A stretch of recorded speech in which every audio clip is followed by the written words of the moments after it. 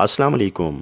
भीख मांगने वाला एक फ़कीर किसी इलाके में मामूल के मुताबिक खैरात मांग रहा था।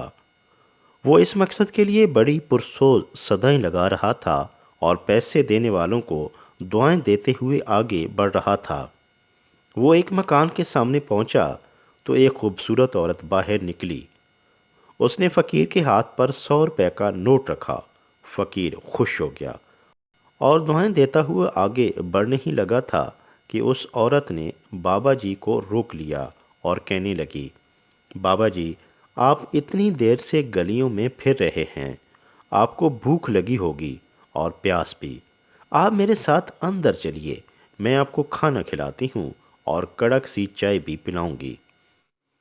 फ़कीर उस औरत की बात सुनकर पहले तो हिचकिचाया, मगर फिर औरत के इसरार पर वो राज़ी हो गया।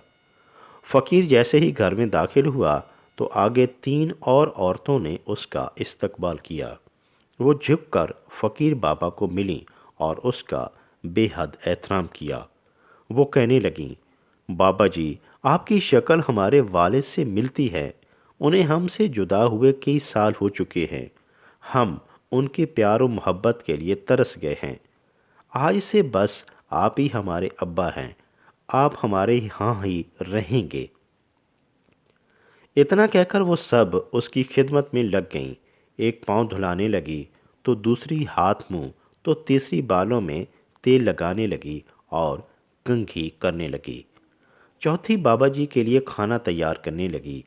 इन चारों औरतों ने बाबा जी की खूब खातिर मदारत की, पुरतकल्लुफ़ खाने से तवाज़ा की और कड़क सी चाय भी पिलाई गई। बाबा जी वो बहुत हैरान हुए और दिल ही दिल में खुश होने लगे कि आज अल्लाह ने किस्मत बदल डाली है। क्या नेक और फर्मा बरदार ख़वातीन हैं। बाबा जी का पेट भरा तो उन्हें खुमारी चढ़ने लगी और वो जल्द ही नींद की आगोश में चले गए। वो काफ़ी देर तक सोए रहे। आँख खुली तो जैसे नातवा जिस्म में तवानाई भर गई हो। वो हशाश बशाश होकर उठ बैठे।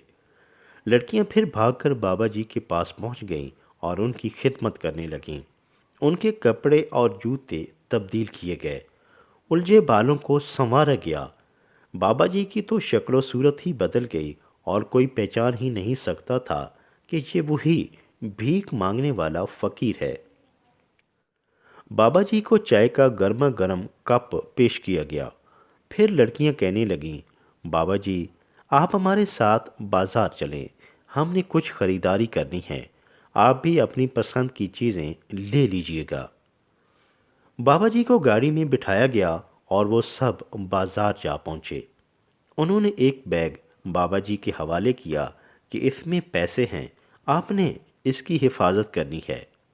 नई गाड़ी, नए कपड़े, नई जूती और इर्द गिर्द खूबसूरत लड़कियां जो उन पर जान छिड़क रही थीं। बाबा जी के लिए तो जैसे ये दुनिया ही बदल गई थी। बाजार जाते ही उन सब ने सबसे पहले आइसक्रीम के मज़े उड़ाए और फिर खरीदारी में मसरूफ़ हो गए। फिर वो आगे एक और मार्केट की तरफ चले गए। बाबा जी को गाड़ी में ही बिठाया और एक सुनार की दुकान में दाखिल हो गईं। उन्होंने मुख्तलिफ़ किस्म के ज़ेवरात और सोने के सेट देखे और फिर वो एक एक सेट ले जाकर गाड़ी में बाबा जी को दिखाती रहीं। मोटा ग्राहक और खूबसूरत औरतें देखकर दुकानदार की बाँछें खुल गईं। वो लड़कियां भी दुकानदार के साथ काफ़ी फरी होने लगीं। आखिर दुकानदार बोला, वाले साहब को भी इधर दुकान में ही ले आएं। वो अच्छे तरीके से जेवरात भी देख लेंगे और साथ ही उन्हें कोल्ड ड्रिंक और जूस वगैरह भी पेश कर दिया जाएगा। बाबा जी बैग थामे दुकान में आ गए। दुकानदार ने बहुत से कीमती सेट खोलकर उनके सामने रख दिए। हर सेट एक से बढ़कर एक था। जेवरात देखते हुए लड़कियों की आंखें भर्रा गईं कि काश वालदा भी साथ होती तो उनकी पसंद भी शामिल हो जाती। दुकानदार को लड़कियों ने बताया कि वालदा की बहुत ख्वाहिश थी कि नए डिज़ाइन के कीमती जेवरात वो खुद अपनी बेटियों के लिए पसंद करके खरीदती, मगर बीमारी के बायस वो घर पर ही मौजूद हैं। دکاندار نے اس پر افسوس کا اظہار کیا اور پھر بابا جی کی طرف دیکھا جو کہ پیسوں سے بھرا بیگ مضبوطی سے پکڑے بیٹھے تھے۔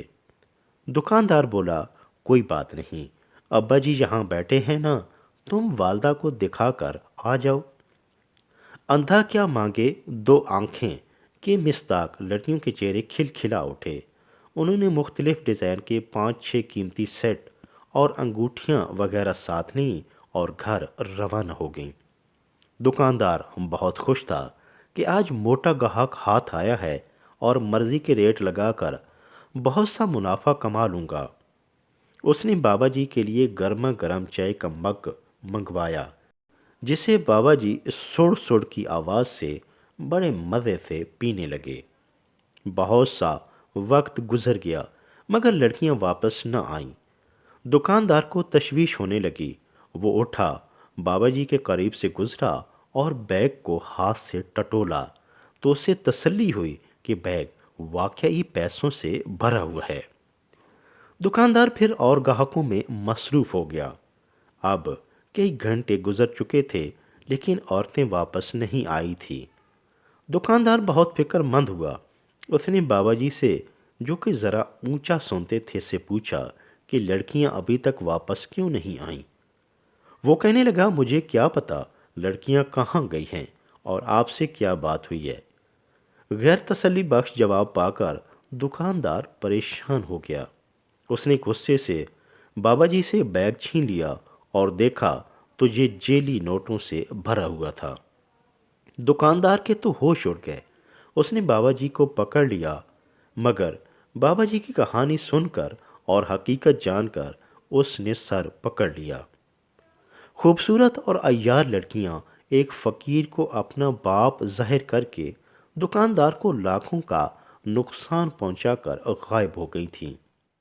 دکاندار نے بابا جی کو ساتھ لے کر انہیں ڈھونڈنے کی بہت کوشش کی مگر ناکام رہا۔ ادھیڑ عمر بابا جو کہ آنکھوں اور کانوں سے کمزور تھا اور اس کی یادداشت بھی بہتر نہیں تھی، سارا دن شہر کی گلیوں اور محلوں میں پھرتا، کو یاد ہی نہیں تھا کہ ان لڑکیوں کا کون سا گھر ہے۔ دکاندار لٹ چکا تھا۔ انوکھے فراڈ اور واردات کی کہانی جو بھی سنتا حیران رہ جاتا۔ آخرکار بے قصور بابا جی کو چھوڑ دیا گیا مگر دکاندار بیچارہ منافع کے لالچ اور خوبصورت لڑکیوں کے جھانسے میں آ کر کنگال ہو گیا۔ آئے روز فراڈ کے نت نئے طریقوں سے لوگ لوٹ مار کرتے رہتے ہیں اور حیرت کی بات یہ ہے کہ اعلیٰ گرانوں کی خوبصورت لڑکیاں بھی اس دھندے میں ملوث ہیں۔ لہٰذا ہوشیار رہیں اور فراڈ کے ان طریقوں سے خود بھی بچیں اور اپنے پیاروں کو بھی بچائیں۔